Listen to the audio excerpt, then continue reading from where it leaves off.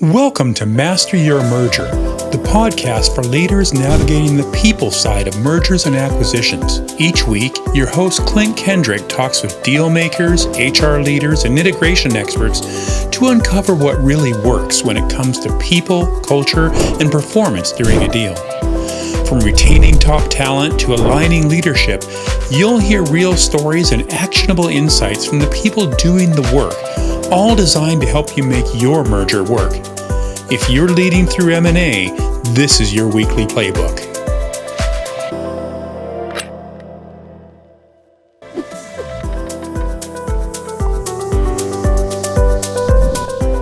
Welcome to the Master Your Merger podcast. Today, we're exploring the people capabilities that can accelerate integration and create real momentum in a deal with Maureen Berkner-Boyt. Mo is the founder and CEO of C2IQ, a platform designed to help leaders understand the change resilience and connection skills within their workforce. I'm excited about this conversation because these are the capabilities that show how smoothly a merger comes together once the ink is dry. Mo brings more than 30 years of experience in organizational development and culture. She's a leading voice in helping organizations navigate transformation in a way that strengthens people, performance, and outcomes. Her work highlights how the human blueprint of an organization influences whether a deal realizes its full potential. Recently, she's been focused on how human skills support M&A success and how culture insights and people data can enhance due diligence, integration planning, and post-deal alignment. Mo, welcome to the show. Klint, so thank you so much for having me. I'm a big fan of your work and especially this podcast. You're giving back a lot to the community. Thank you. Well, thank you. That's really kind of you to say. So, Mo, for people who may be new to your work, do you mind sharing a bit about your background, which I find fascinating, and how your career has led you to where you're focusing on people navigating change?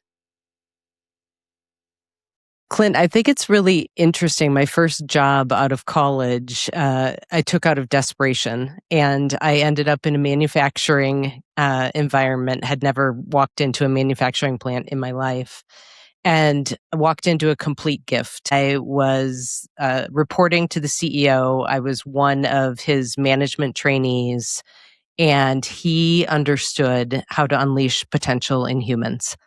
And so I had this front row seat of an organization that had hockey stick growth.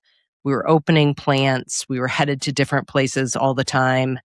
And I got hooked, it was a printing company, and I got hooked not on ink on paper, but on how do you create growth through unleashing human potential. So ran off and got my master's in organizational development.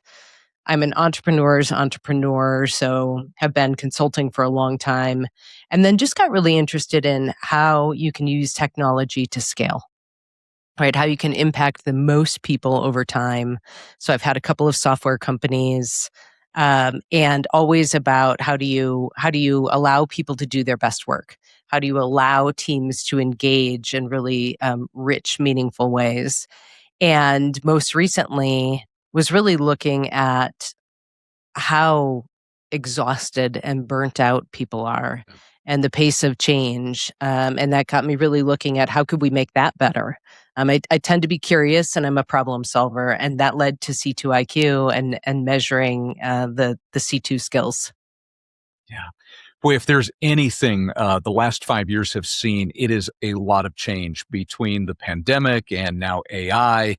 And just our geopolitical disruption that we're experiencing right now, it is a period of unprecedented change. And I think that things like your work are going to be increasingly important because I don't see that pace of change slowing down anytime soon.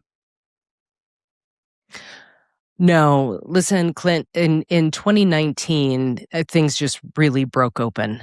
It was interesting because it used to be that organizations planned around 2 changes a year. It's up to 10. And again, AI has just added fuel to this fire. So, and we're really, what the other thing that I do, Klint, is I tend to wonk out on the neuroscience of things. And from a neuroscience standpoint, we are not built for this level of change. And so it's not going to slow down. So how can we make it better? How can we make change not as painful? How can we make work not as lonely? We have over 2/3 of people saying they're lonely at work. So we have all of these things converging, this pace of change, a loneliness epidemic, as you said, geopolitical, right, forces trying to make us not like one another. And so it's a bit of a dumpster fire right now. And I really see our role as how do we make that better for people? Yeah, I love that. I did my dissertation on employee engagement and leadership. And one of the ongoing discussions in the engagement arena, even to this day, over a decade later, is engagement a function of the environment? Is it a function of the individual's resilience and capability? And I personally think it's a little bit of A, a little bit of B. But that leads me to ask you, Mo, what really sparked your interest in the capability side of that equation? Those people capabilities that shape how organizations can move through those 10 changes a year.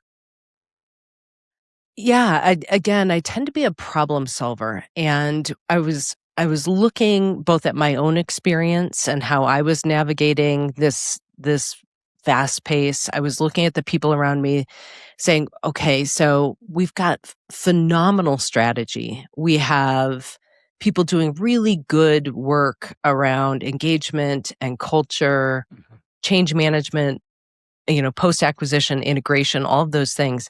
But something's got to be missing if we're still seeing 70+% failure rate. And that just got me curious. I tend to be, I always lean into, is there a skill here? Is there something that can be learned? And that took me down the rabbit hole. And really came to realize, looking at a bunch of different models, looking at research, my own experience, interviewing people, that this is actually a skill set. That change resilience itself is a skill set. Human connection is a skill set with very discrete sub-skills that can be measured. And boy, if we can help people get better at those skills, then both it gives them agency in the change, and it also leads to better business results, right? It's got to be both. And so it's just me kind of nerding out and saying there's a missing piece here. We can't, the human capability piece is missing. Okay, let's figure out what those capabilities are. Let's measure them so then people can upskill. It's fantastic. Well, this is definitely a nerd-friendly zone. At least anybody who's listening to me is already used to the nerds, Mo, so you're in good company. So, Mo, I would love to hear a story from your work about where those skills of resilience and connection really made a noticeable difference in the way a major change unfolded. Well, I'll give you the train wreck where the skills were missing. Because if I think about kind of what set on the path, this was years ago, back when I was working for that print company. We were acquiring a lot of smaller print companies. And one of the things in my role as this management trainee is we would be sent into these acquired organizations to kind of be the olive branch to see things through. They had acquired, so this company was out of the Midwest. They had acquired a small plant in rural Georgia. So very different culture, just north-south, for one. And it had gone horribly, Klint, horribly. In fact, they had pulled everybody out and said, we just need to let things settle down. And myself and another woman were sent in 6 months after that kind of cooling off period. And when we walked in, we saw arms crossed. We saw, people with signs in their toolboxes that said, "We don't give a damn how you did it up north." Oh, wow. Right? It had gone really poorly. And when I think about the skills that were missing there on both sides, certainly the team that had come in from the acquiring organization was missing some of those change resilient skills. They were missing even change literacy and agency, understanding the emotions that people go through, their role in change. They were missing psychological safety skills, right? So they were missing both the human connection skills and the change resilience skills. And the company that had been acquired, right, they were missing some of the skills of adaptability, right, persistence. And so there was this skill. So you had your culture gaps, and then you had these skill gaps. And it was, as I said, it was a train wreck. Yeah, it definitely sounds like it. One of the things I find, Mo, when it comes to communicating with leaders around these kinds of skills and these ideas, is that sometimes we need to break out of what I'll call HR speak and get into business speak. So how do you explain skills like resilience and connection in a way that leaders can connect with? And I think if you can help break that down for some of our listeners, it'll be really helpful for them as they work with leaders who are trying to navigate these sorts of transitions. Yeah, I think that's a key point, because this is actually also fairly new, right? People thinking about change resilience as a skill set. What is interesting about it is when you think about a skill, it's actually that you can do something. You have the capabilities. It is changeable over time. So we're not talking about sentiment. How do I feel about the change? Mhm. We're not talking about personality or preference, right? That can be measured in different personality assessments. It is, can I do this thing? Do I have problem solving competence skills? So when I am faced with a new way of doing work, am I confident that I can solve that problem? Do I have the muscles? Right. And if I don't have the muscles, it doesn't matter how excited I am about the change. I could be thrilled about the change, but if I don't have persistence skills, for example, I'll quit, right? When things get hard. And so it is very bottom line driven in terms of, do your people have the capability, regardless of what change is coming at them, whether it's AI adoption or there was an integration or there's a new policy change? Do they have the skills to navigate through that? Well, and it's just so important, especially as organizations are moving, to make sure that people have those abilities. Well, it's a risk if you don't, right? If you have these skills gaps, what we're uncovering is really these human skills gaps that can kill an integration. Again, you can have a phenomenal strategy in place. You can be using one of the wonderful models that are out there. You could be doing a culture assessment, but if there's a skills gap, right, that it's another layer of data to say, what do we need to attend to, right? If we need to attend to culture in this part and then a skills gap over here, without that, you're probably going to see that 70% failure risk, right? That is put. So it's hard and fast. And I think the other piece of it is it gives individuals, and particularly those frontline managers who are so important, it gives them responsibility and agency, right? I'm not a victim of what's happening. I actually have to get better at these things so that change isn't so difficult for me, so that our potentially toxic culture, I actually have ownership in making that better by upskilling, by making my individual skills better. That's a great perspective. Organizations are obviously made up of individuals, and every organization has its own people blueprint. So what does that look like to you? And why does it matter when two companies come together in a merger? Well, right, this is the secret sauce. As you and I know, it's the thing that make or break the deal. This people side, so often we have leaders who are scratching their heads saying we had these great plans and we had the project plan and we'd done, all of our due diligence.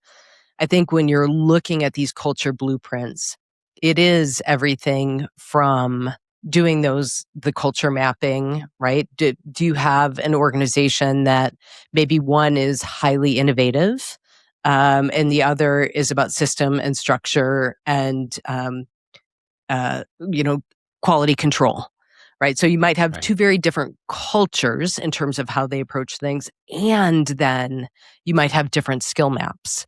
right? That one organization may have risks in that are highly change resilient skill gaps, and another that might be in human connection. And so in all of that, you really need to pay attention to what are the resources that people need, what are the training, what's the messaging, and it's really weaving multiple data points together that I think makes it the most exciting. It's the most challenging, which I think is what makes it exciting, and why it's so important that we have people that are really paying attention to this side of integration and change. Yeah, absolutely. One of the things that we're just seeing out in the universe is that there's been a long time, there have been decades where financial engineering would carry the day. And you could make a deal successful based on financial engineering. And we're finding that those days are quickly fleeing. And so you really do have to attend to the people side of things. Well, and I think the other piece, Clint, that bears talking about is, and this is where I will just wonk on neuroscience for a second. As humans, our brain seeks consistency. Our brain, it takes up a lot of oxygen for thinking, and so we spend a good portion of our life in habit. Change we see literally as a threat, right? Because now I'm having to be in my frontal lobe. I'm having to think. I can't be in routine. And again, it doesn't matter if I see that change is good or bad. I'm still going to have that same neurological response. So it's taking up a lot of oxygen. I'm going into amygdala. I like to say change makes us real dumb, right? So our IQ drops. It doesn't matter, Clint, whether this is an internal or an external change. So when you think about all the change that's happening in the world, that is also taking a cognitive load. And so we have this pace of change within work and externally. And then we actually get, if we're too much in that frontal lobe, we start to burn out. Right. So we're seeing those really high levels of burnout. On the human connection side of things, we see not being a part of a group as survival. Right. Our lizard brain, we just haven't evolved. So if I wasn't part of a group, I couldn't go hunt. I couldn't be safe from the saber-toothed tiger. And so again, we go into amygdala hijack. So if you just look at what's happening neurologically, internally, externally, so everything that's happening politically, the political divisions, all of that is impacting our people. And if we have people that are feeling threatened and scared, that are burned out, that are feeling lonely, all of those things, they simply can't do good work, right? They can't do good work. And so, you can try and make it as warm and fuzzy as you want. But if I am in amygdala hijack all day long, if I'm exhausted, if I'm burnt out, if I'm disconnected, I'm not showing up with my A game. Right. So I think there's also just that very practical, do you want your folks to be able to do good work? And let's not even talk about kind of the moral, ethical part of this, but just, do you want them to do good work? You gotta make sure that you're attending to the people side of things. Right. This lines up with a lot of the research that we see in the world of engagement. I think about it, if we're human beings are buckets, to make the analogy, and we can hold a certain amount of water, and all of these demands on our time and attention, both internal and external, like holes in the buckets. So work is a big hole in the bucket. Family is a big hole in the bucket. But the environment around us is also holes in the bucket. And if the company isn't adding more water through training, through capability building, through just some of these morale and engagement exercises, that bucket runs dry. And Absolutely. I like to say that, things like family and the things that are more important to us than work, well, they're further down on the bucket. So the water is going to come out of there last. Work is kind of in the middle of the bucket.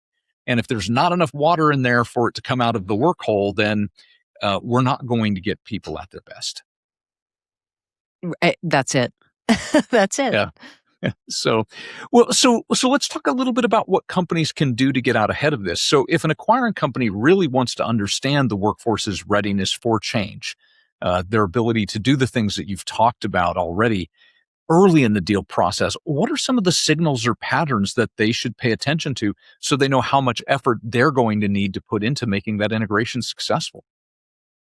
Think it's interesting, Clint, because again, this is a fairly new frontier in terms of measuring these skills. Mhm. And so I do think you do the culture mapping, right? You do the engagement surveys. You look at what are some of the turnover rates? Are you seeing some productivity lags? Are you seeing high absenteeism?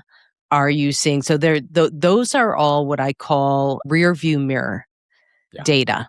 That's what led people to be behaving in that way, those kind of outputs has already happened. We're suggesting that you get some windshield data, the why, right? So get in and find out through both your engagement surveys, your culture scans, finding out what some of these C2IQ skills are, right? Then you can map a plan forward. Where do we need to use resources, time? What pockets in the organization have strengths in, right? They're either highly engaged or they've got really strong, certain skills. How can we lean into that?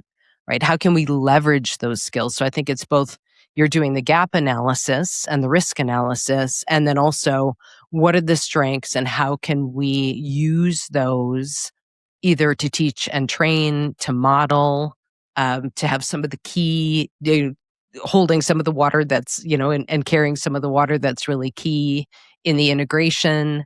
So I think it's in every situation, it's going to look slightly different, but I encourage get that windshield data that can both explain why some things are happening and you can get ahead of what's coming next.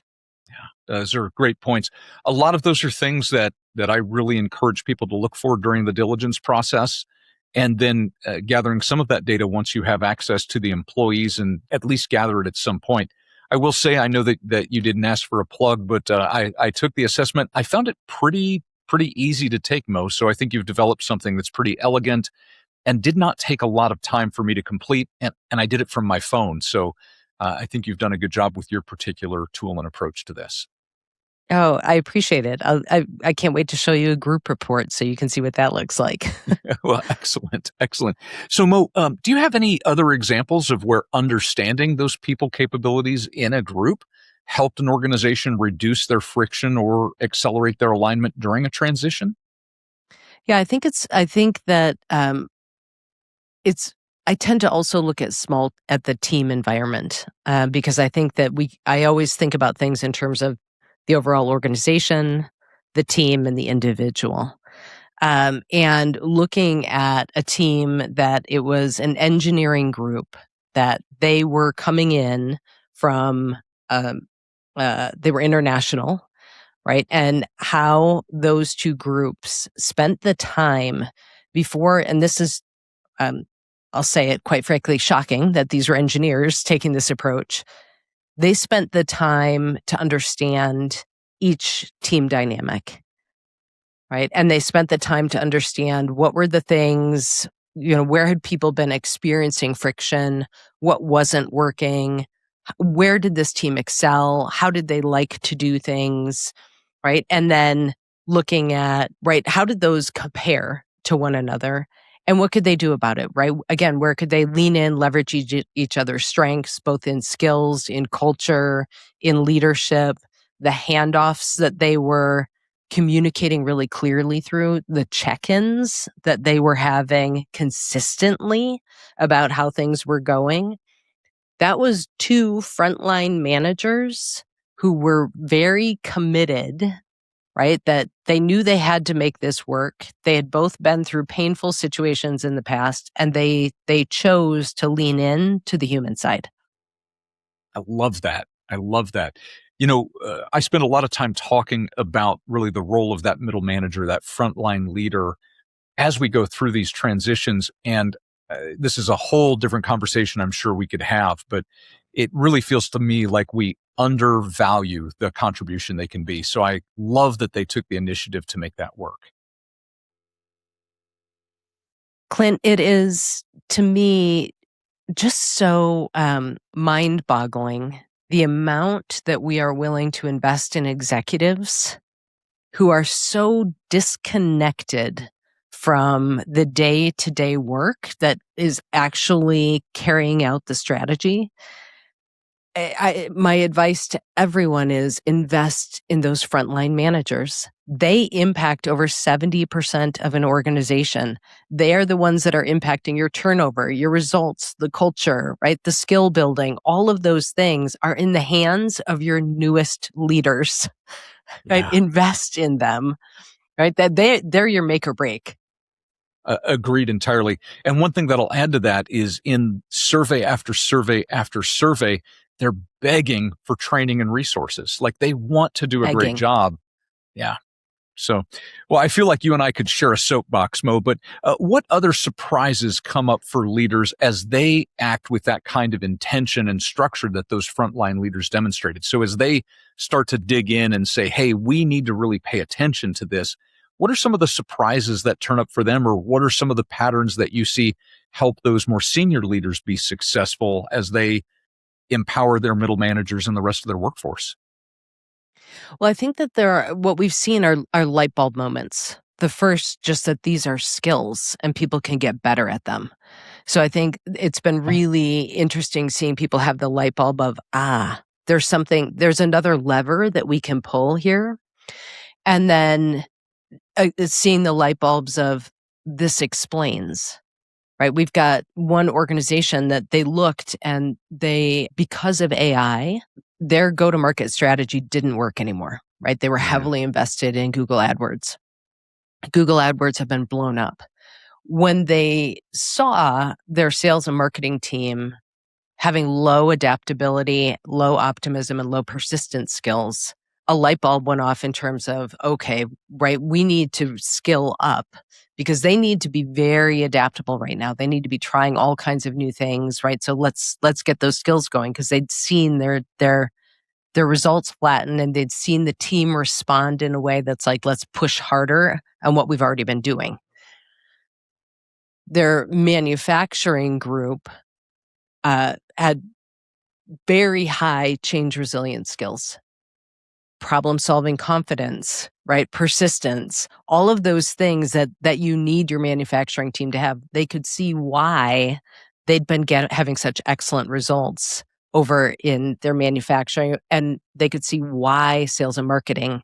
So it's kind of like this is why, right? The light bulb of it explains why we've had some of the results that we've had. Now, what are we going to do about it?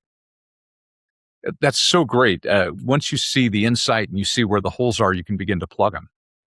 That's it. So, Mo, as we begin to wrap up, if you were talking to somebody right now who's leading an integration and they're overwhelmed, right? We both know that these are very chaotic times. They've got everything going on, everything that we've talked about, right? The world around them, the chaos in the company, family, personal issues, and they're overwhelmed and they can really only do one thing. What is the one thing that you would recommend they do this week to help their team move through the uncertainty of a change more confidently? Boy, I only get one, huh, Klint? Only one. Maybe you can give them two choices, Mo, but they can only do one.